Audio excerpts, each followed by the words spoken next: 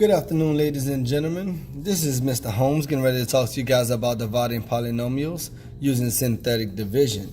All right, just a few key notes that I wanted to bring back to the forefront of your brains before we started this adventure. A few. So here we go. Number one, when using synthetic division, you're only going to be dividing by binomials. It must be not only just a binomial, but a linear binomial. This is the only way you're allowed to use synthetic division. The other few notes I wanted to remind you about is the binomials are written in a form of x minus k. So you determine what you'll be dividing by will be your k term. But when you look inside of the parentheses, k would look opposite of what it actually is. In this case here, I have an example. X minus 5 is written in the form of x minus k. But k is not negative 5. K is actually equal to 5. Okay, so the same rules as for long division and short division applies, meaning the variables must all be there from the highest variable and its exponent on. If any variable is missing, it's our job, it's our duty to input a 0 in its place. Okay, so let's go ahead and get started. When we get ready to get started, we must first put our value of k on the outside here. My value for k appears to be 3. Remember, it should read x minus the k. However, my minus sign is now being replaced with a positive. What does that mean? Well, my k is not actually 3. My k must have been negative 3. My numbers that will go inside here will come from my dividend, and these numbers will be the coefficients and constant inside of my dividend. If a variable and its exponent is missing, remember guys, we ought to put a 0 in its place. Okay, so notice here I have x to the third power, no x to the second power, x to the first power, and x to the power of 0. So when we get ready to write down our coefficients and constants for the variable with x to the second that's not here, we're going to plug in a 0. Okay, so let's go ahead and get started. My first coefficient here I'm going to write down is 2. Since there's no x squared, in the place of x squared's coefficient, I'm going to plug in a 0.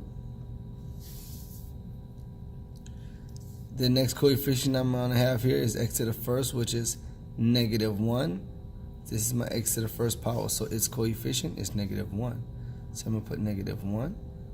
And my constant here is negative 7. So I'll put negative 7. When you're getting ready to use synthetic division, what I like about this division, this style of dividing, is you take the first term and you bring it down. It's very, very simple to use. We're going to take this first term and you're going to always bring down the first coefficient. In this case, it's 2. After I bring down my first coefficient, I will simply now multiply, and the product that I get after I will multiply, you will put beneath your second term. You will add the 2 and you will get the sum, and you will repeat that process until the end. Okay, so here we go. My first term, 2, I brought down. Now I'll multiply my value for k times the first coefficient, and I'll get negative 6. So I'll put negative 6 underneath my second term. You always add, always add. In this case here, I'll add 0 plus negative 6. This will yield negative 6. And from here, I'll write my sum below, and I will multiply my value of k by my negative 6, and I will get a positive 18. Negative 3 times negative 6 gives a positive 18. From here, I will add negative 1 plus 18, and I will get a negative 17. Excuse me, positive 17.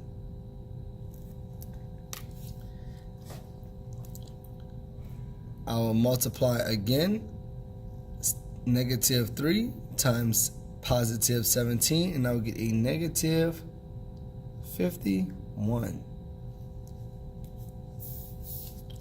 Now, once I get my negative 51 here, I'll add these two here, and I will get a negative 58.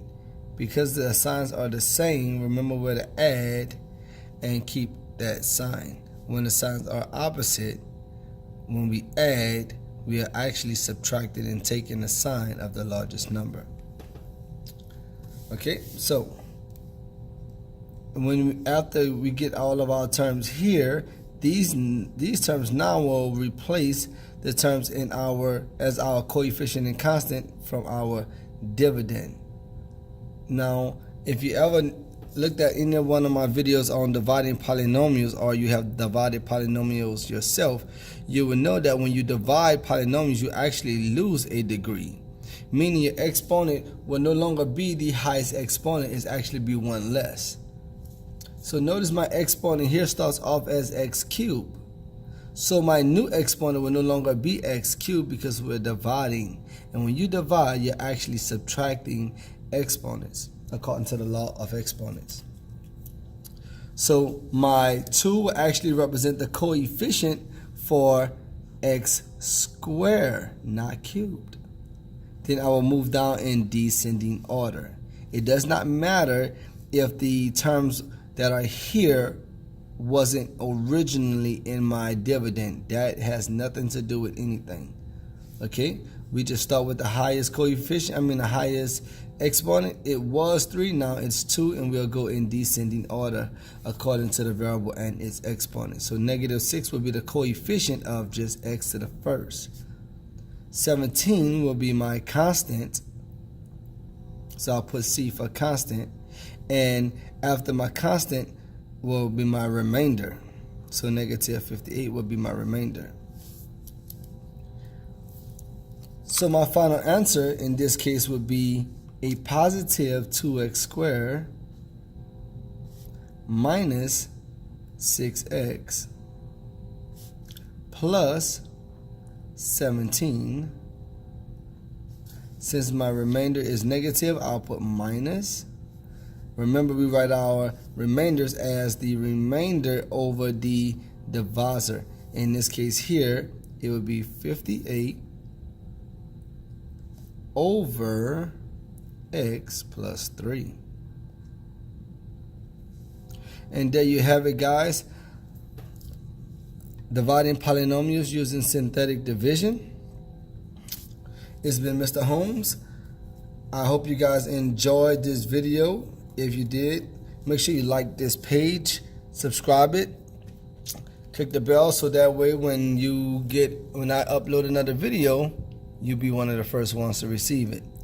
If you know me, you know what I'm about to say. I hope you enjoyed this video and have a blessed day.